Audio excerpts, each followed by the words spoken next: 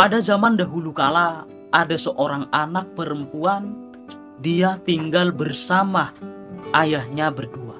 Setiap kali dia menangis selalu dicambuk oleh ayahnya, sampai dia berhenti menangis. Kalau tidak berhenti, ayahnya pun tidak pernah berhenti memukulnya.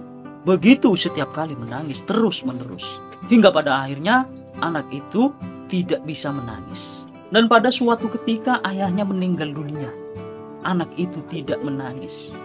Lalu datang seorang tetangga menanyakannya, "Kenapa kamu tidak menangis?" Anak itu pun menjawabnya, "Saya tidak bisa menangis." Kenapa tidak bisa menangis? Karena saya selalu dilatih oleh ayah saya untuk tidak menangis. Tetapi bukan berarti saya tidak sedih.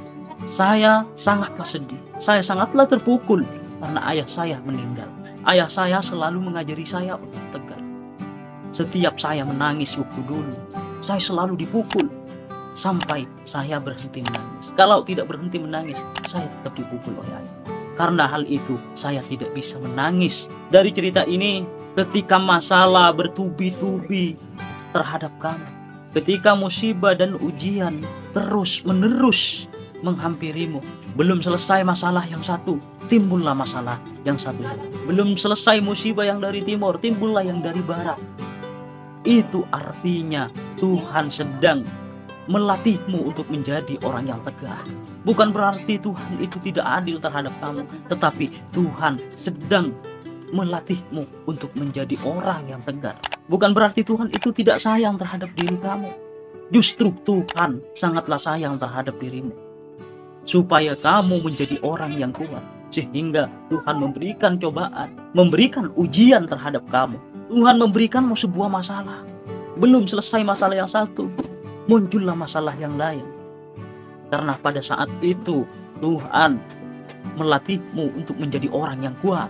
Kamu bisa rasakan bagaimana ketika kamu menghadapi sebuah masalah, lalu muncullah masalah yang lain. Jika itu terjadi terhadap dirimu sekarang, kamu haruslah bangga. Bukan malah kamu terpuruk, bukan malah kamu menangis, atau bukan malah kamu menyerah. Satu keyakinan, kamu haruslah terus tegar. Karena tanpa ujian, tanpa musibah, tanpa suatu masalah, kamu tidak akan menjadi orang yang kuat. Sama seperti cerita tadi, anak itu pada akhirnya tidak bisa menangis gara-gara selalu dipukul oleh orang tuanya. Bukan orang tuanya tidak sayang terhadap anaknya, tetapi justru orang tuanya sedang melatihnya untuk menjadi orang yang kuat dalam menghadapi ujian apapun, masalah apapun. Ketika ujian, masalah bertubi-tubi menghampirimu, ketika kamu berada di titik terendah, tetangga kamu, kerabat-kerabat kamu akan mengatakan terhadap diri kamu, "Udahlah, ikhlaskan, sabar." Kata-kata seperti itu memanglah sangatlah gampang, tetapi untuk kamu terima tentu sangatlah berat. Namun memang itulah jalan yang terbaik. Kamu harus ikhlas, kamu harus sabar, kamu haruslah tegar. Bukan cuma orang sekitarmu yang menyuruhmu untuk tegar, tetapi pada saat itu Tuhan melatihmu untuk menjadi orang yang tegar, untuk menjadi orang yang ikhlas, untuk menjadi orang yang sabar, untuk menjadi orang yang kuat. Tetapi bukan ikhlas namanya jika terus kamu selalu ingat. Ikhlas itu adalah menerima segala takdir Tuhan kita. Bukan sabar namanya kalau kamu masih terus menangisinya. Untuk apa kamu menangisinya? Untuk apa kamu larut dalam kesedihan dengan masalah dan cobaan atau ujian yang sedang menimpamu? Hari ini kamu haruslah bangkit. Hari ini kamu harus menatap ke depan. Karena Tuhan pada saat ini itu sedang merencanakan hal yang terbaik untuk kamu. Cuman kamu belum menyadarinya.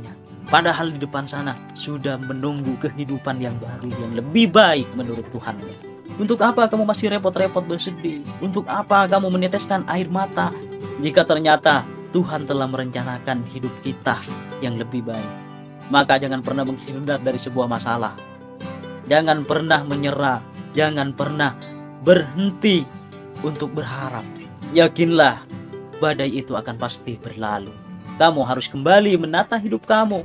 Kamu harus kembali bangkit untuk menjemput kehidupan yang baru yang telah Tuhan rencanakan.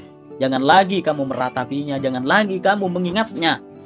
Karena semua itu cuma akan merugikanmu. Semua itu cuma akan menyiksamu.